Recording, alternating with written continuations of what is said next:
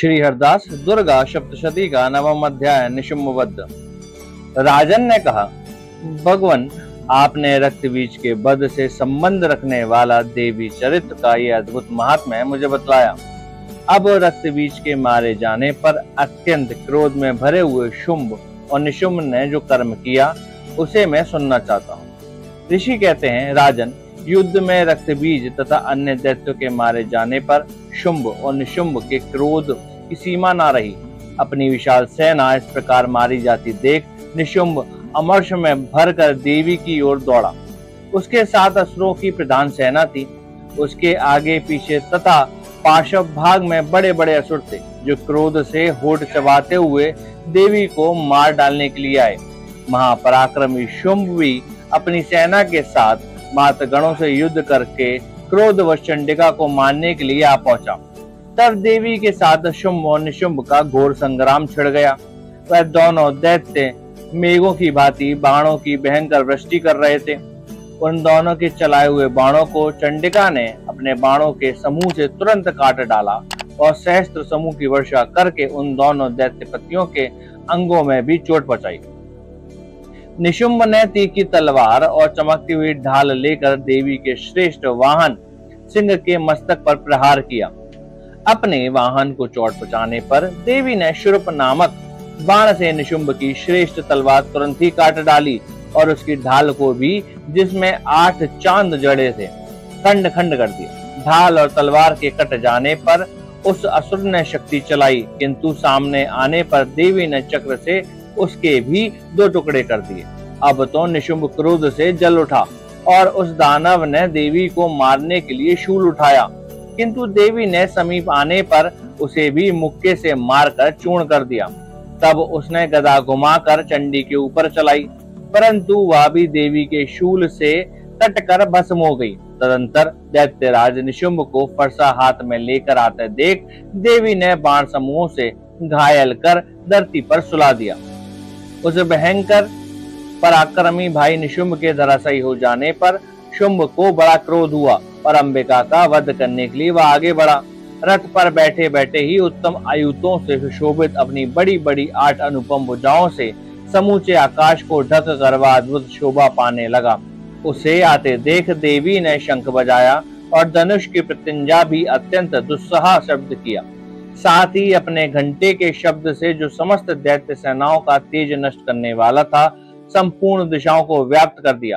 तदंतर सिंह ने भी अपनी दहाड़ से, जिसे सुनकर बड़े बड़े गजराजों का महान मद दूर हो जाता था, आकाश, पृथ्वी और 10 दिशाओं को गुजा दिया।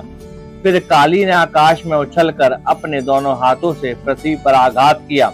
उससे ऐसा भयंकर शब्द हुआ जिससे पहले के सभी शब्द शांत हो गए। तत्पश्चात शिवदूती ने दैत्यों के लिए अमंगलजनक अट्टहास किया। इन शब्दों को सुनकर समस्त असुर थर्रा उठे, किंतु शुंभ को बड़ा क्रोध हुआ। उस समय देवी ने जब शुंभ को लक्ष्य करके कहा, ओ दुरात्मा, खड़ा रहे, खड़ा रहे, तभी आकाश में खड़े हुए देवता बोल उठे, जय हो, जय हो। शुंभ ने वहां आकर ज्वाला से युक्त अत्यंत भयानक शक्ति चलाई। अग्निमय पर्वत के समान आती हुई शक्ति को देवी ने बड़े भारी लूके से दूर हटा दिया। उस समय शुंभ के सिंहनाद से तीनों लोग गूंज उठे। राजन, उसकी प्रतिध्वनि से वज्रपात के समान भयानक शब्द हुआ, जिसने अन्य शब्दों को जीत लिया। शुंभ के चलाए हुए बाणों के देवी ने और देवी के चलाए हुए बाणों के शुंभ ने अपने भयंकर बाणों द्वारा सैकड़ों और हजारों टुकड़े कर दिए। तब क्रोध में भरी हुई चंडिका ने शुंभ को शूल से मारा। उसके आघात से मूर्छित हो पृथ्वी पर गिर पड़ा। इतने में ही निशुंभ को चेतना हुई और उसने धनुष हाथ में लेकर बाणों द्वारा देवी, काली तथा सिंह को घायल कर डाला। फिर उस दैत्यराज ने 10,000 बाहें बनाकर चक्रों के प्रहार से चंडिका को आच्छादित कर दिया। तब दुर्गम पीड़ा का नाश करने वाली भगवती दुर्गा ने कुपित होकर अपने बाणों से उन चक्रों को तथा बाणों को काट गिराया। यह देख निशुंभ दैत्य सेना के साथ चंडिका का वध करने के लिए हाथ में गदा ले बड़े वेग से दौड़ा। उसके आते ही चंडिका ने तीखी तार वाली तलवार से उसकी गदा को शीघ्र ही काट डाला। तब उसने शूल हाथ में लिया।